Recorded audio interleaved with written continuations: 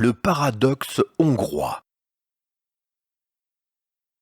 Il est intéressant pour comprendre les peuples d'étudier ce qui fait leur particularité et les moyens que ces peuples utilisent pour conserver leurs unités. Unités culturelles, linguistiques qui souvent recouvrent une unité génétique qui correspond aux bonnes adaptations des peuples au milieu dans lesquels ils vivent.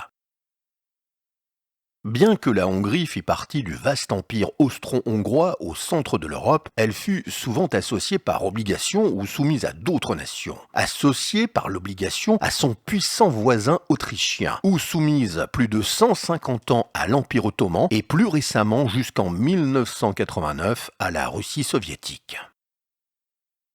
Si le peuple hongrois, par la situation géographique de sa terre, faite de plaines indéfendables et entourée de voisins plus puissants, est dans l'impossibilité de défendre son territoire et est souvent obligé de se soumettre à ses voisins ou à ses envahisseurs, il a néanmoins su conserver son unité sans jamais être absorbé par la culture de ses envahisseurs ou remplacé par ceux-ci. Ce qui fait réellement le hongrois, ce n'est pas l'unité génétique, la Hongrie étant un lieu de passage au centre de l'Europe où les humains se mélangent. Mais c'est son attachement à sa terre si riche, une terre faite de plaines entourées de montagnes, d'où les eaux ruissellent pour remplir le sous-sol qui se gorge d'eau en profondeur et où la terre, à cause des faibles précipitations, est cuite l'été en surface et gelée l'hiver, mais où les fleuves à cours lent et l'eau qui se trouve à quelques mètres de profondeur permettent d'irriguer des cultures inondées par le soleil cuisant des plaines. La richesse de la terre hongroise enracine donc à sa patrie le peuple hongrois majoritairement paysan. Et même si le hongrois ne peut défendre sa terre faite de plaines sans endroit où se cacher pour s'opposer aux envahisseurs et effectuer une guérilla de résistance, il a mis au point au cours des siècles des techniques bien à lui pour supporter l'envahisseur sans avoir à l'affronter de face.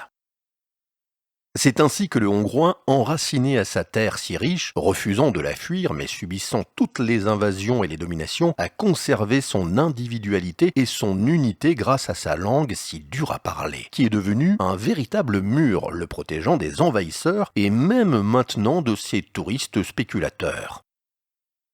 Envahi par les Turcs, les Russes, dominés par les Autrichiens, le Hongrois montrait de face une attitude soumise. Mais quand l'envahisseur ou le maître du moment avait le dos tourné, caché derrière sa langue et ses alliances villageoises, il continuait à vivre en hongrois.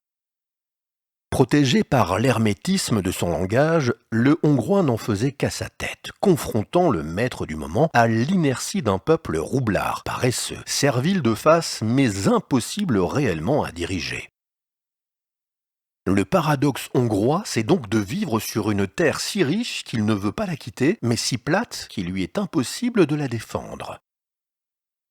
Il subit donc souvent la domination, mais sait s'isoler de l'envahisseur par son langage,